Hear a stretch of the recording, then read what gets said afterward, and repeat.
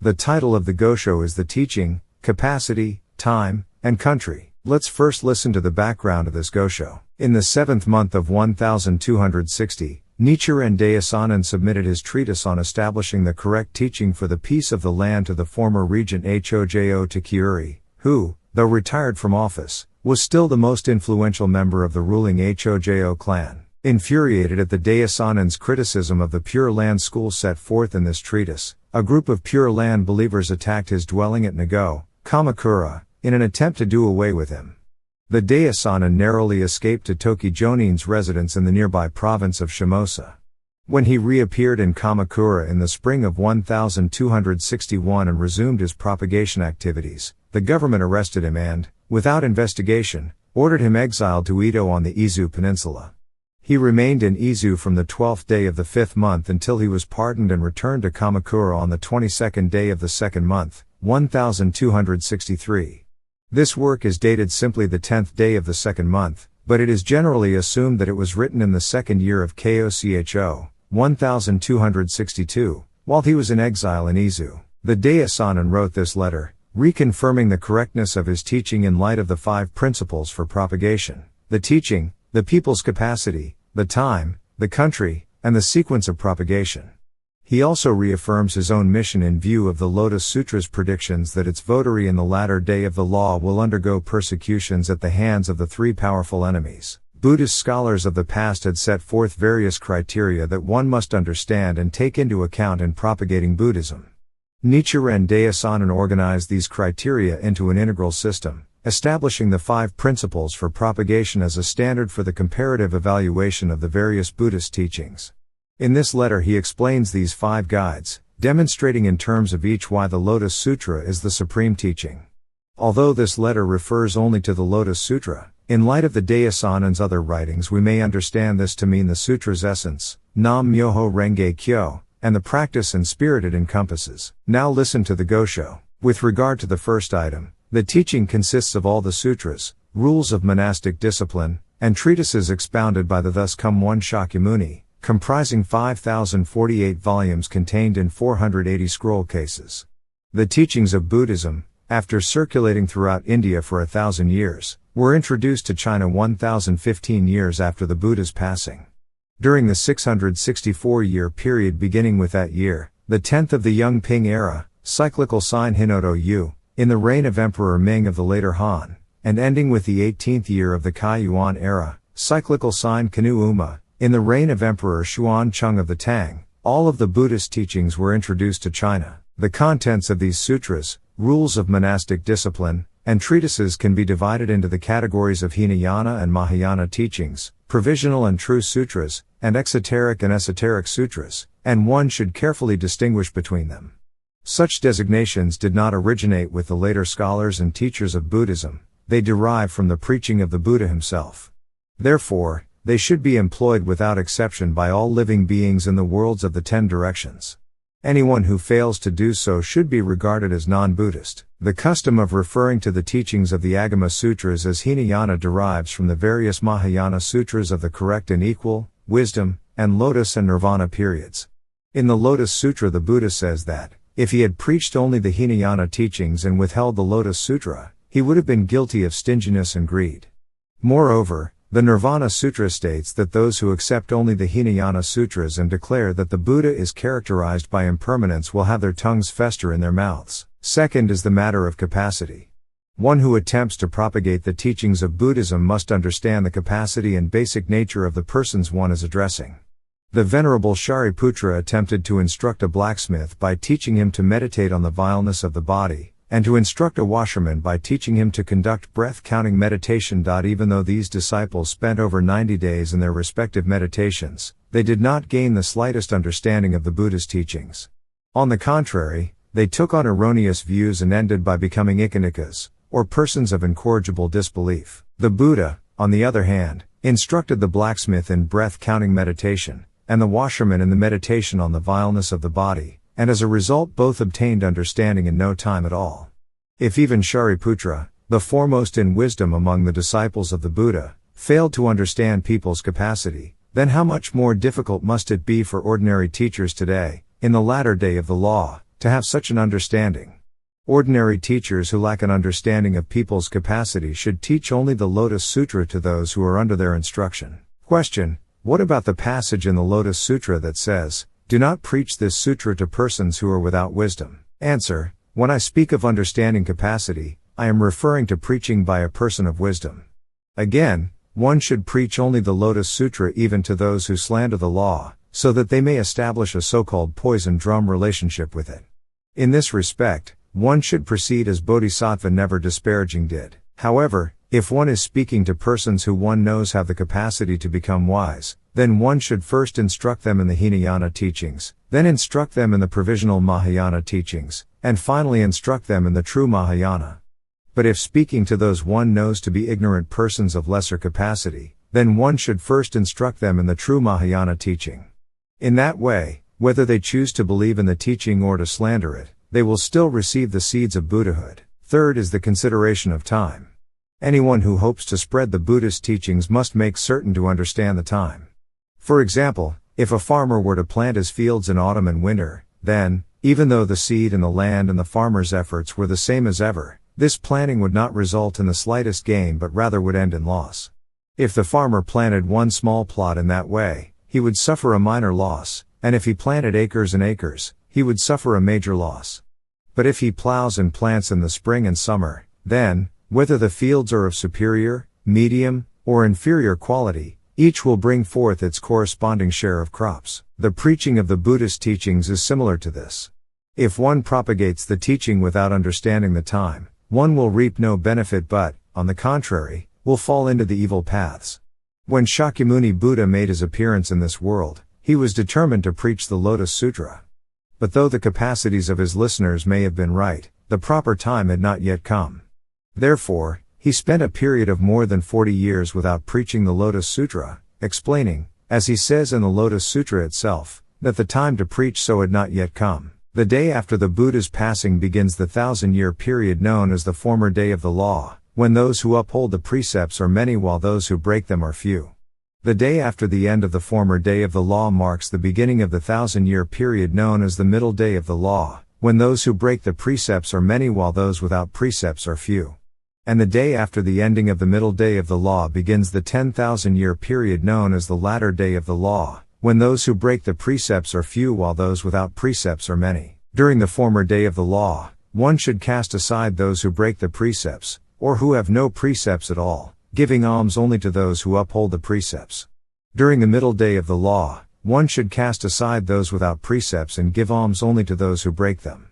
And during the latter day of the law, one should give alms to those without precepts, treating them in the same way as if they were the Buddha. However, whether in the former, the middle, or the latter day of the law, one should never in any of these three periods give alms to those who slander the Lotus Sutra, whether they keep the precepts, break the precepts, or do not receive them at all.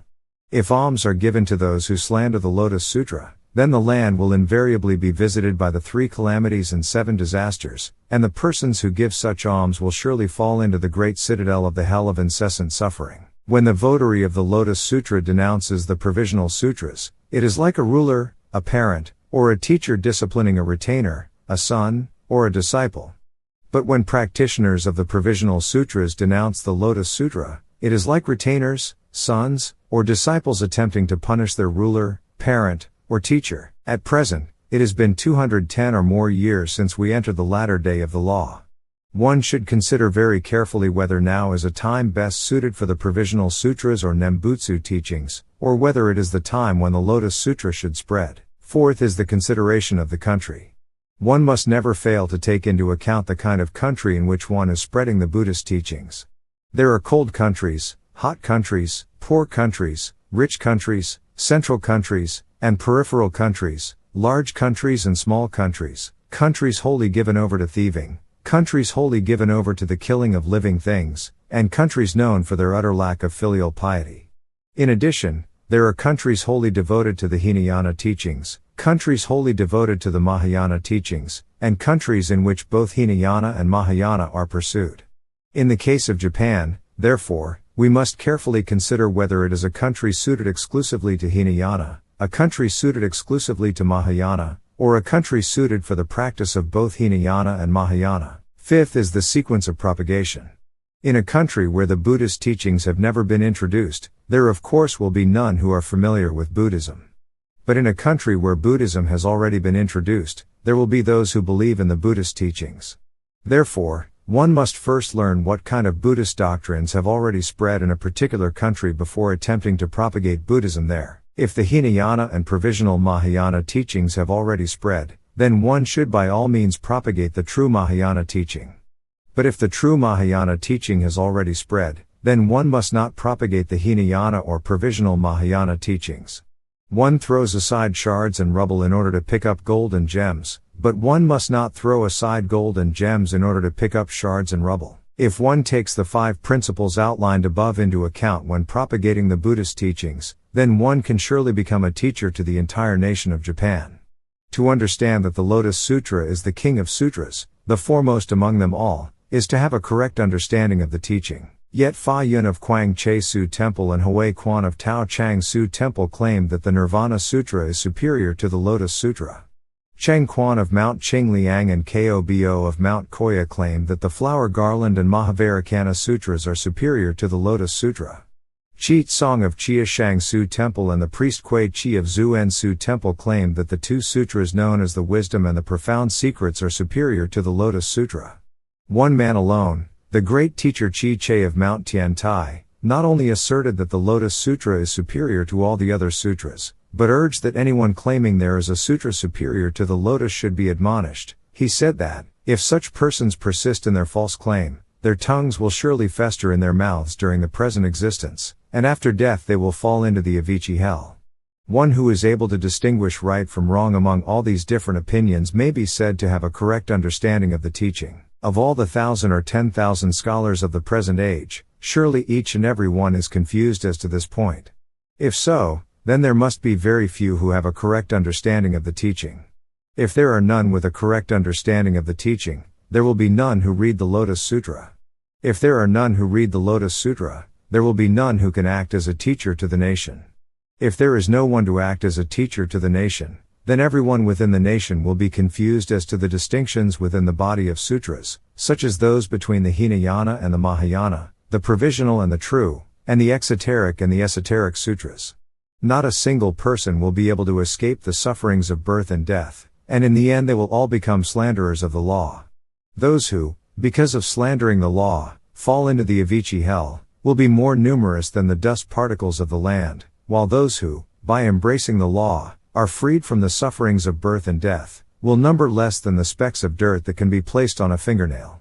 What a fearful thing it is. During the 400 or more years since the time of Emperor Kamu, all the people in Japan have had the capacity to attain enlightenment solely through the Lotus Sutra. They are like those persons with capacities suited to the pure and perfect teaching who for a period of 8 years listened to the preaching of the Lotus Sutra on Eagle Peak. Confirmation of this may be found in the records of the great teacher Tien Tai, Prince Shotoku, the Reverend Ganjin, the great teacher Kampan, Dengyo, the Reverend Anan, and Eshin. To understand this is to have an understanding of the people's capacity. Yet the Buddhist scholars of our time say that the people of Japan all have capacities fit only for the recitation of Amida Buddha's name, the Nembutsu. They are like Shariputra in the episode I mentioned earlier who, because he was misled as to the capacity of the persons under his instruction, in the end turned them into Ikanikas. In Japan at present, some 2,210 years after the passing of the thus come one Shakyamuni, in the last of the 500-year periods after his passing, the hour has come for the widespread propagation of Myoho Renge Kyo. To understand this is to have an understanding of the time. Yet there are Buddhist scholars in Japan today who cast aside the Lotus Sutra and instead devote themselves exclusively to practicing the invocation of Amida Buddha's name. There are others who teach the Hinayana precepts and speak contemptuously of the priests, who were ordained with the Mahayana precepts, on Mount Hiei, as well as those who present what they describe as a separate transmission outside the sutras, disparaging the correct doctrine of the Lotus Sutra. Such persons may surely be said to misunderstand the time. They are like the monk Superior Intent who slandered Bodhisattva Root of Joy, or the scholar Gunaprabha who behaved with contempt toward Bodhisattva Maitreya, thus inviting the terrible sufferings of the Avicii hell. Japan is a country related exclusively to the Lotus Sutra, just as the country of Shravasti in India was related solely to the Mahayana teachings. In India there were countries that were wholly devoted to Hinayana, those that were wholly devoted to Mahayana, and those that were devoted to both Hinayana and Mahayana teachings. Japan is a country that is exclusively suited to Mahayana, and among those teachings it should be dedicated solely to the Lotus Sutra. The above statement is attested to in the treatise on the stages of yoga practice, the writings of Seng Jiao, and the records of Prince Shotoku, the great teacher Dengyo, and Anan. To understand this is to understand the country. Yet there are Buddhist scholars in our present age who address the people of Japan and instruct them only in the precepts of the Hinayana, or who attempt to make them all into followers of the Nembutsu. This is like placing impure food in a jeweled vessel. This simile of the jeweled vessel is taken from an essay on the protection of the nation by the great teacher Dengyo. In Japan during the 240 or more years from the time when Buddhism was first introduced from the Korean kingdom of Peach and the reign of Emperor Kimei to the reign of Emperor Kamu, only the Hinayana and provisional Mahayana teachings were propagated throughout the country. Though the Lotus Sutra existed in Japan, its significance had not yet been made clear. This was similar to the situation years before in China, where the Lotus Sutra had existed for more than 300 years before its significance was clarified. In the time of Emperor Kamu, the great teacher Dengyo refuted the Hinayana and provisional Mahayana teachings, and made clear the true significance of the Lotus Sutra. From that time on, opposing opinions ceased to prevail, and everyone single-mindedly put faith in the Lotus Sutra. Even those scholars of the earlier 6 schools, of Nara, who studied Hinayana and Mahayana teachings such as the Flower Garland, Wisdom, Profound Secrets, and Agama Sutras regarded the Lotus Sutra as the ultimate authority. Needless to say, this was even more so with scholars of the Tendai and True Word schools, and of course with lay believers who had no special knowledge of the subject. In its relation to the Lotus Sutra, the country was like the Kunlun Mountains where there is not a single worthless stone, or the mountain island of Penglai where no poisons are known. However, during the 50 or more years since the Kennen era, 1201 to 1204, the priests Dainichi and Buddha have spread the teachings of the Zen school, casting aside all the various sutras and postulating a doctrine that is transmitted outside the scriptures. And Hunan and Ryukan have established the Pure Land school, contradicting the teachings of the true Mahayana and setting up the provisional doctrines.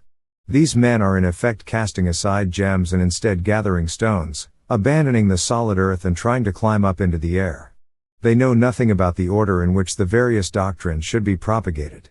The Buddha warned of such persons when he said that it was better to encounter a mad elephant than an evil friend. In the encouraging devotion chapter of the Lotus Sutra, it is recorded that, in the last 500-year period, or 2,000 or so years after the Buddha's passing, there will be 3 types of enemies of the Lotus Sutra.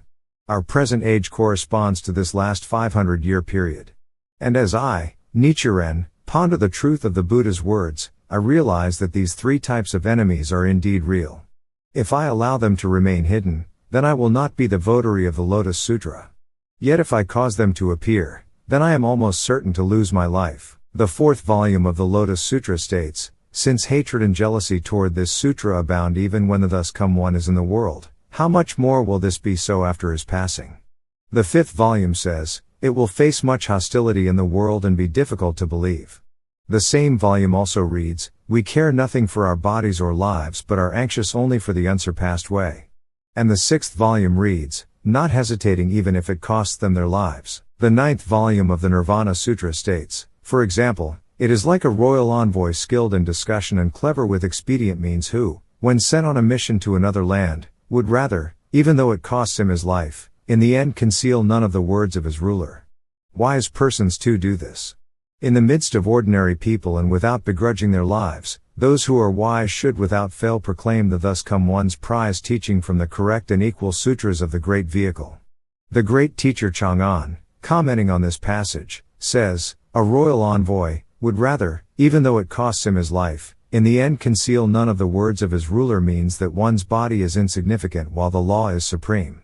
One should give one's life in order to propagate the law. When I examine these passages, I know that, if I do not call forth these 3 enemies of the Lotus Sutra, then I will not be the votary of the Lotus Sutra. Only by making them appear can I be the votary. And yet if I do so, I am almost certain to lose my life. I will be like the Venerable Aryasuma or Bodhisattva Aryadeva. Nichiren, the 10th day of the 2nd month.